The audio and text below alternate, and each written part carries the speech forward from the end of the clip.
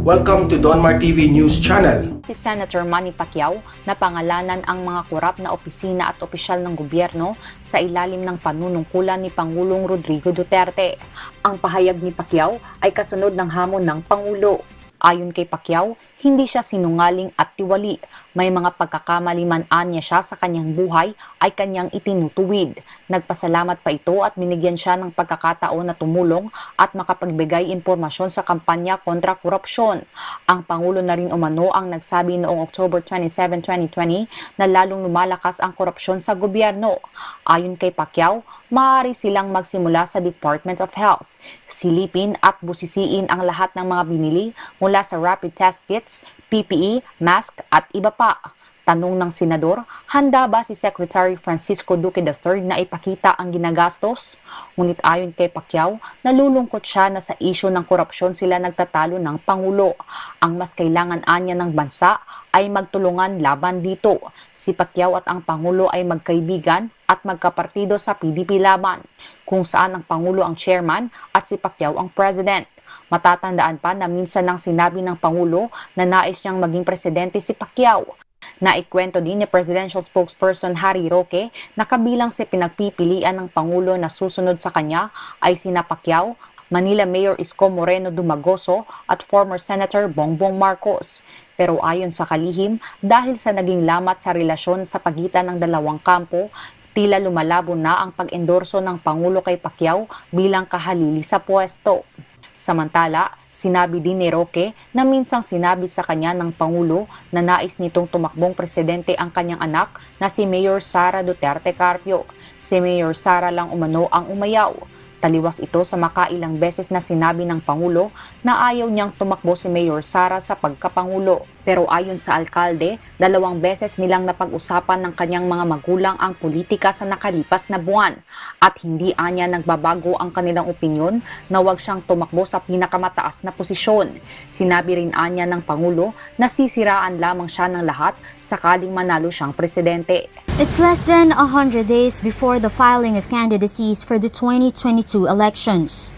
The opposition Liberal Party now scrambles to forge coalitions.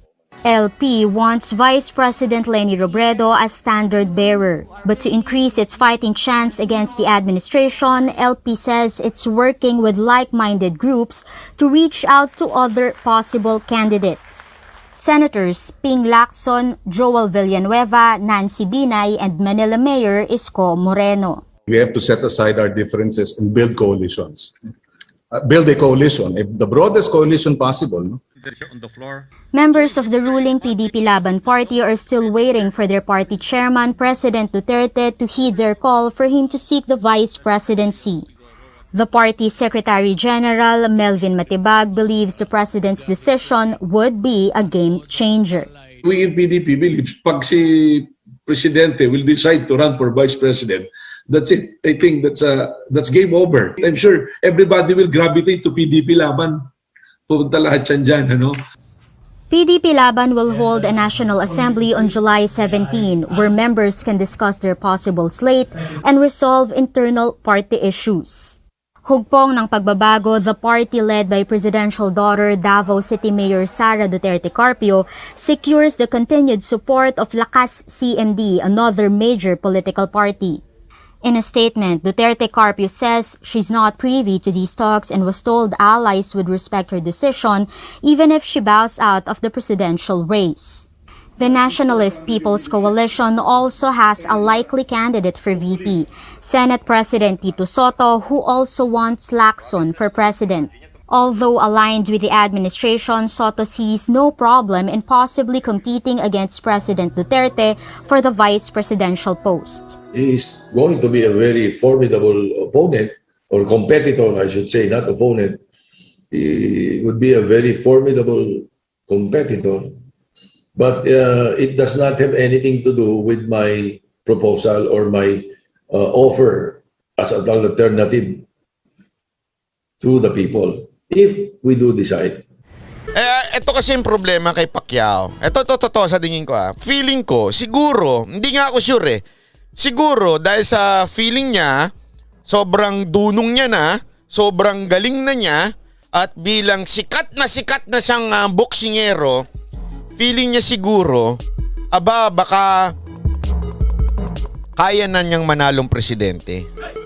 Feeling ko kasi ganun ang pumasok sa utak niya eh. Sikat ako eh. Magaling ako eh. Diba? Sikat ako. Talagang namimigay ako ng limpak na salapi. So, baka pwede na akong presidente. Nakakalimutan niya na hindi lang basta ganun ang labanan pagdating sa politika. Ang problema, yung mga mismong taong tumulong sa'yo, sinuportahan ka, as a matter of fact, pinromote ka pa. Noon dati, di ba, kung maaalala nyo, si Pangulong Duterte, sinabi niya pa na si Pacquiao pwedeng presidente. Kahit medyo nalaglag ako sa upuan ko dun. Pero ibig sabihin, ganun siya kamahal ni tatay.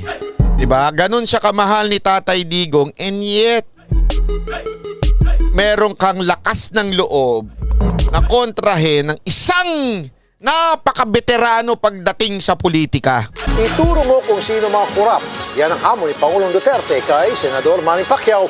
Kasunod ng sinabi nito mayroon pa rin katiwalian sa pamalaan. Nagbanta rin ang Pangulo na kung hindi raw makakapaglabas ng listahan si Pacman, sasabihan niya ang taong bayan na huwag iboto si Pacquiao dahil isa siyang sinungaling.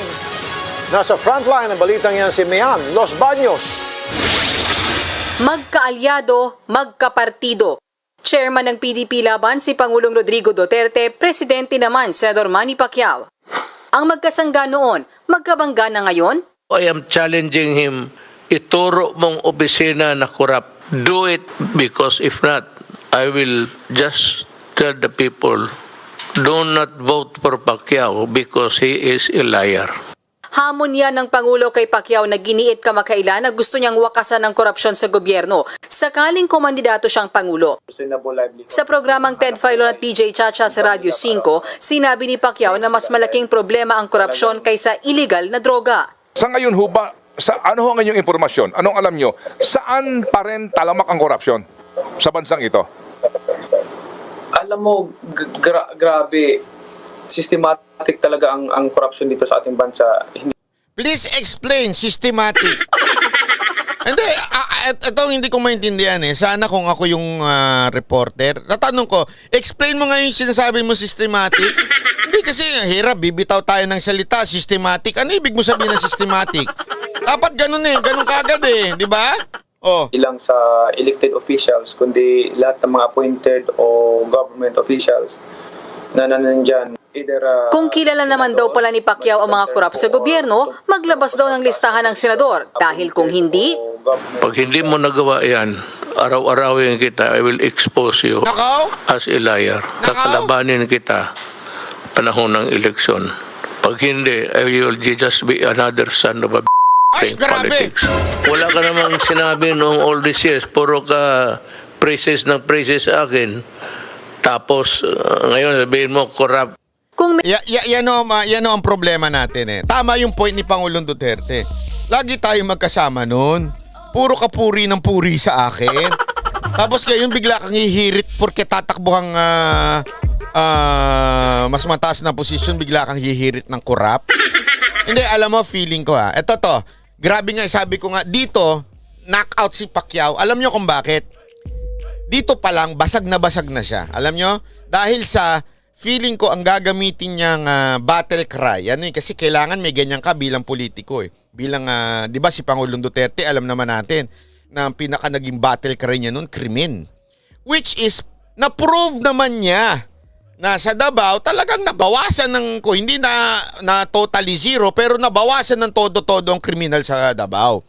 So may patunay si Pangulong Duterte para gamitin yung battle cry niyang kriminal o mga krimen ang dapat mawala sa bansang Pilipinas.